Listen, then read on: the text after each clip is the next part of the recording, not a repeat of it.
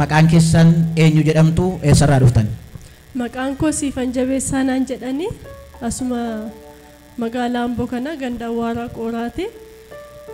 Wanti Waaqayyo naa godhe dhaloota koorraa jalqabee duraan dursee dhuma isumatu na eegee sa'aatii kana immoo guyyaa kanallee akkan fuuldura isaatti saba Waaqayyo dura dhaabadhee galateeffadhu kan na taasiseef galanni guddaa isaaf haa ta'u. Wanti Waaqayyo nu godhellee osoo dubbanne yeroon illee nun ga'u dhugaadha. Waan inni nuuf godhe guddaadha. Isa keessaa muraasa wanta Waaqayyo mana kana keessatti naaf godhen dubbadha. Dhibee asmiitiin waggaa 9 ol baay'ee rakkachaan ture. Ganni hanga dhufu baay'ee dhiphachaa ture ani. Namoonni yaadattan torban lamaan har'a qabaatiin kananas bahe sagalee guddisee akkasitti haasa'uu dhaabbachuu miti. Baay'ee waan na dhukkaamsee jiruuf dubbachuullee hin danda'u. Akkatti ol jedhee dhaabachuu hin danda'u. Sababiin isaas hafuura baafachuu hin danda'u waan ta'eef. Namasti kaasa namasti teessoo maalidha?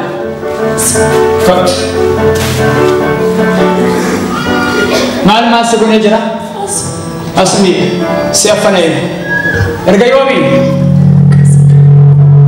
waggaa gaafa akkasitti fayyaa keenya taane osoo dhibee tokko malee dhibeen filannoo hin qabu gaarummaas hin qabu garuu keessattuu hafuura hin baafannu taanaan hin dubbannu taanaan mee nam tokko namni ani cimaadha jedhu osoo daqiiqaa 2 afaanii funyaansaa ukkaamsee daqiiqaa 2 turuu hin danda'u. Qilleensa baafachuu malee qilleensa yoo baafanne malee dhaabachuu hin dandeenyu jechuudha. Gaafa fayyaa taane akkasitti wanni jennu nuti wanta uffataaf manaaf waan dabalataaf kan nuti boonyu garuu sababa Waaqayyo fayyaa isin godhee qilleensa nagaa baafattaniif galateeffattanii beektu dhuguma nama dhibeessa irra gaheetu waanan ta'aa ture hafuura baafachuu hanga nan hawwe daqiiqaa 2 daqiiqaa 5 namni riba nagaa rafuu waanan hawweefan akkasiniin jedha osoo dubbadhe yeroo nan ga'u gaafa nagaa taatan salphaadha isiniif gaafa fayyaa taatanii adeemtan Waaqa hin galateeffanne waanuma qilleensa nagaa baafattaniif Waaqa hin galateeffanne hadaraa kanan siniin jechuu barbaadu beekumsa isinii olii qabaadheen miti garuu fayyaama waan taataniif qilleensuma nagaa waan baafattaniif Waaqayyoon galateeffadha. Mee galateeffadha harka keessa walitti buusaati. Sa qilleensa nagaa nuu kennee qilleensa nagaa keessa baafannee taa'aa jirru kana akkuma amma dubbatame galateeffachuun nurraa eegama. Bakka yoon jijjiira qilleensa yoon jijjiira nadhiisa gatii ta'eef natti fooyya'e jennaan immoo mana kootti deebi'ee gale daa'ima gatiin qabuuf ijoolleen mana jiru kanaaf hanqeetti deebi'e gaafa hanqeetti deebi'us sanuma halkan garuu yeroon ciisu qorichicha godhadheen ciisaa maastaagashaa garaagaraa marfeen akkasuma kiniinii garaagaraan fudhadhee rafuu hin jedhamu gaa halkan namni rafee ganama kan dammaqu ani garuu daqiiqaa 15 kanan dammaqu isaanuu akka dhalli namaa rafutti miti kanan rafu yeroo na dhukkubachuudha yeroo natti ka'u baay'ee waan na dhukkaamsuuf baheen gola ciisuu hin danda'u saalooniin soofaarran ciisa yookaan firaashii lafanaa afanittan achitti hirkadheen akkanatti rafa inni isuma rafuuyyuu hin jedhamu ka amma yoo rafe daqiiqaa 2 dammaqa nan rafa yoon jedhe daqiiqaa 1 dafee dammaqa of gatee akka namoota kaanii ciisuu hin danda'u waan na dhukkaamsuuf jechuudha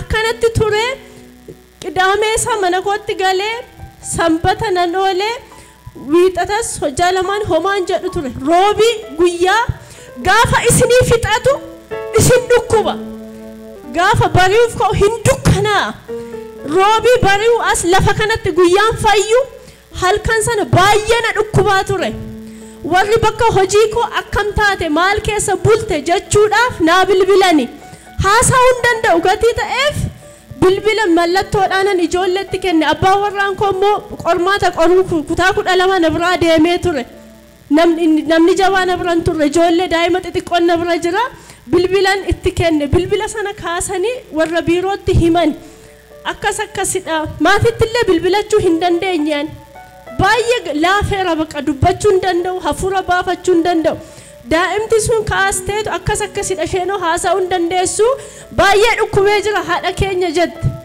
battaluma sana bakka hojiitti nama lama naaf ergan sana dura akka kaleessumti isa adaadaan koo dhuftee na laalte kana booda dhibee kanaan hin dhiphattu yuunivarsiitii fuuldura waldaan akkas jedhamu achi jira nan amanaa dhibee kana immoo achitti gatteetu galta achan si geessa naan jetteetti ishiin galgalasaa tole dafii koottu nan deeman jedheen ishiinis bilbilaan ijoolleen dhukkubee jiraati dafii koottu jedhaniin osoo isheen nan qaqqabin dura warri bakka hojii waliin hojjedhu waaqayyo sanaa eebbisu fiiganii dhufan gaafa na lalan dandeetti hin dubbadhu deebiitti hin deebisu isaan kan dhufaniif garuu mana yaalaa geessina jedhan mana yaalaa jennaan dandeetti hin dubbadhu waan ta'eef mallattoodhaan hin deemu mana yaalaan jedheen kanaaf bakka kadhataan si geessa ishi jedhee mucaanni tokko dafee bajaajii waamanii keessa na baatanii bajaajii keessa na kahaniitu naannoo sa'aatii tokko falakkaadha laman taane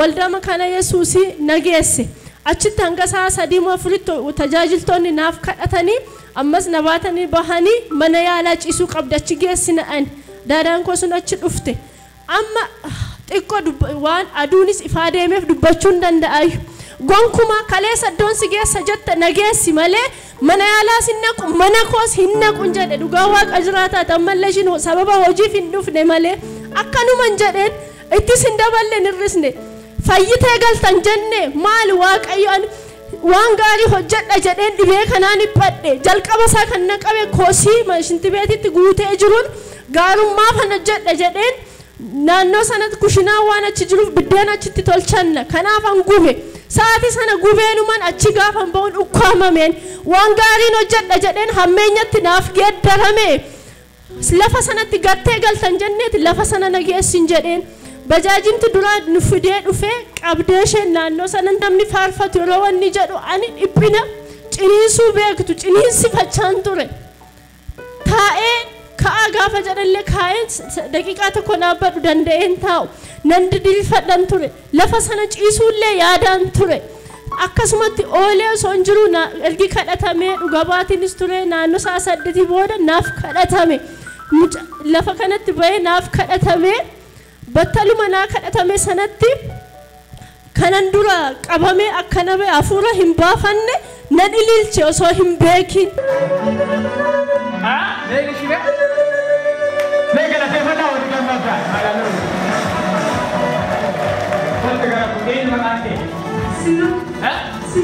Sivan. Selalu dapat di demi amin jadi ni. Amin. Yesus. Yesus. Fayyifada. Amin. Sagaleen baafadhe jechuudha waaqayyoof galanni haa ta'u guyyaa sanaa qabee guyyaa torban lamaan har'aa sa'a 8 booda naa kadhatamee qabee maastaagashaa wanti jedhamus hin nafe waaqayyo immoo fooyyessaa miti fayyisaadha guyyaa sanaa qabee fayyeera. Isin amma iddoo kana dhuftanii baajaajiidhaan baatanii iddoo kana sin fidanitti waggaa 9 guutuudhaaf ganna qoricha yoo fudhattan malee yookiin immoo mana yaalaa geessanii oksijiinii yoo isiniif kennan malee hafuura baafachuu hin dandeessanii jechuudha ganna. Gonkumaan danda'u waggaa dura kanan ture bakka biraa ture sababii asmaa kanaaf kanan aambootti bakki hojii nageeddaran battalanatti ka'etti fiigee dhufeen as maatiin koo as aamboo jiru as aamboon dhufa as dhufee on turu hin nadhiisa gaafan qeetti deebi'u ammas natti deebi'a hanga ganni bahutti jechuudha dhiphina akkasii keessan ture. Hamma ganni keessaa bahutti qoricha isaa ittiin fayyadamtan sanaan ala ganna hafuura baafachuun hin danda'amu jechuudha. Danda'amu hin yaadamu. Amma garuu erga gaafa iddoo kana baajaajiidhaan fidanii lafa kanatti namni waaqayyo isiniif kadhatanii qoricha sanas gattaniittu hafuuras nagaa baafachaa jirtu hamma sagalee duraan baasuu hin dandeenye baastanii dubbachaa jirtu jechuudha. Nagaadha guutummaan guutuutti nagaadha. Mee isinuu nagaadha jedhame.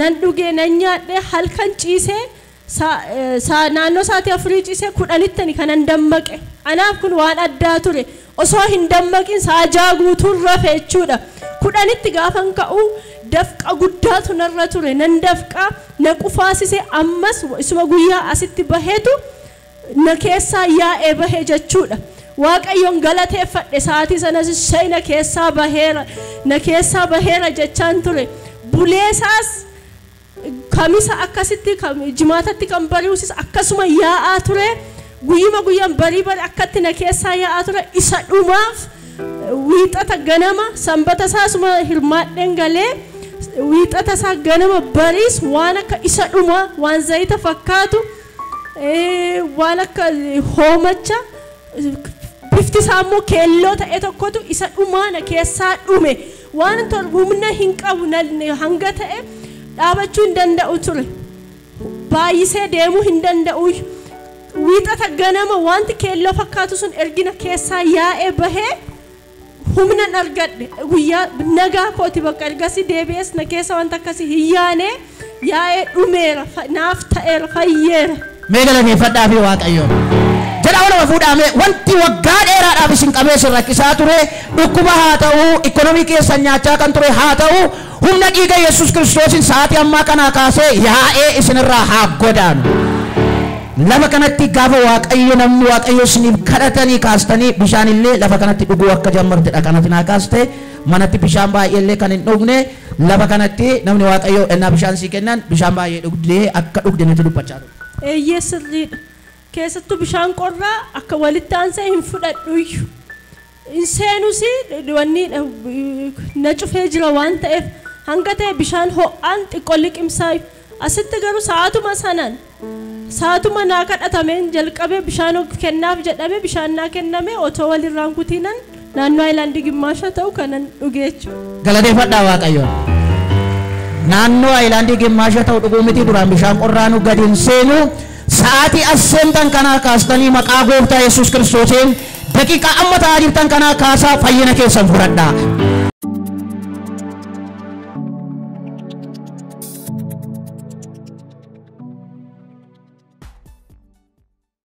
Dhugabaatiin keessan inni lammaffaa maal ture? Dhugabaatiin kun inni lammaffaa sa'aatuma naa kadhatamaa ture.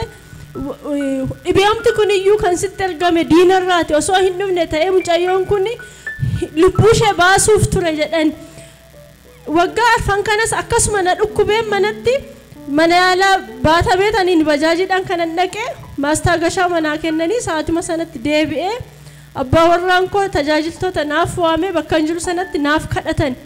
Sa'anaaf kadhatame sanatti qoonqoo koo keessaa waan takka malaa fi dhiiga fakkaatu garuu jabaataadha.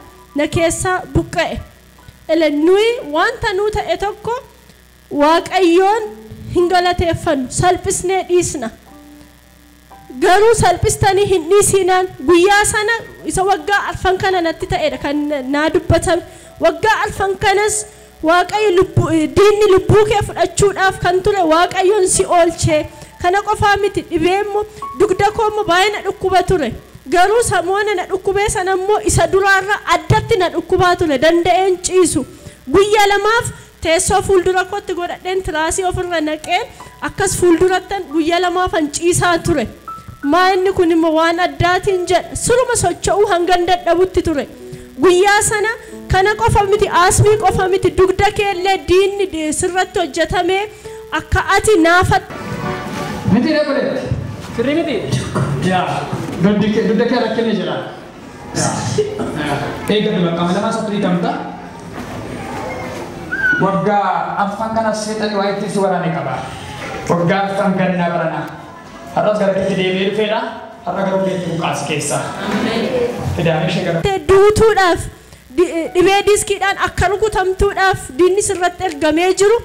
Kana booda sirraa cabeera dugdi keessi dhukkubu naan jedhanii sa'aatima sanaa qabeen waa'ee dugdaayyuu dagadheera Waaqayyo ammayyuu dhibee keessan dhiphina keessan rakkina keessan isinaa dagachiisu inni nama dagachiisa dhuguma dagadheera dhibee dugdaa sa'a sanaa qabee dugdi koos nan dhukkubne akkan barbaadetti hin ciisa jechuudha. Kanaaf Waaqayyoon naa galateeffadhaa. Waan hundarratti iyyuu waa'ee dhabinsa keessanii waa'ee maalii miti fayyaa mataatanii deemuma keessaniifis Waaqayyoon galateeffadhaa galateeffadhaa fi ergaa irraa fudhannaa sirriitti harka keessa walitti buusaa Waaqayyoon galateeffadhaa fi gara dhukkuba diiksitti deemaa kan jiru Waaqayyo lafuma kanatti gaafsina karuma nama Waaqayyo itti dubbatee sitti ergamee kan jiru diinarraatii dhukkuba dugdaarraallee akka isheen dhukkuba dugdaa isheen kan dhuftee fi asmiidhaa fi kan isaan dhufanii garuu dugdumtillee akka dhukkubaa jiru waaqayyo lafa kanatti itti dubbatee dhukkuba dugdaarraas bilisa ba'anii jiru sarbuusaa waaqayyo galata dhiyeessaa. Dhaamsi isin waldaa kanaaf saba kanaaf qabdan maalidha? Waa'ee nama kanaaf waa'ee raajjifachuudha dhugaa waa'ee isa fagootti arginu isa bakka biraadha kan nuti jajannu yeroo baay'ee kanaaf isinis hadaraa saba waaqayyoon kadhadhaa fi waa'ee lafa kanaas kadhadhaa maal jedhu mammaaksa wayii warqiin harkatti baatan akka dhagaatti lakkaawwatu jedhu waan salphaa miti kanaaf waa'ee lafa kanaaf waaqayyoon kadhadhaa bukkee isaanii dhaabadhaa namoota dhiphinni diinni karaa garaa rakkisummoo waaqayyo sababa nuu godhe nama kana waan nuu kaaseef waaqayyoon galateeffadha salphistanii hin laalinaan yookaan immoo akka tasaattis hin laalinaan kun nuuf kennaa guddaadha magaala kanaaf kennaa guddaadha kanaaf ayyaana kanatti fayyadamaa namoota firoota qabdaniif kadhadhaa itti hima ergaa dabarsaa salphistanii hin laalinaan hin nuuf ta'a waan ta'eef waan nuti amannee fudhannee immoo hin nuuf ta'a waan ta'eef hadaraa kanan siniin jedhu kadhadhaa deebisaa immoo itti fayyadamaa itti gargaaramaa salphistanii hin laalinaan jedha waaqayyo sinaa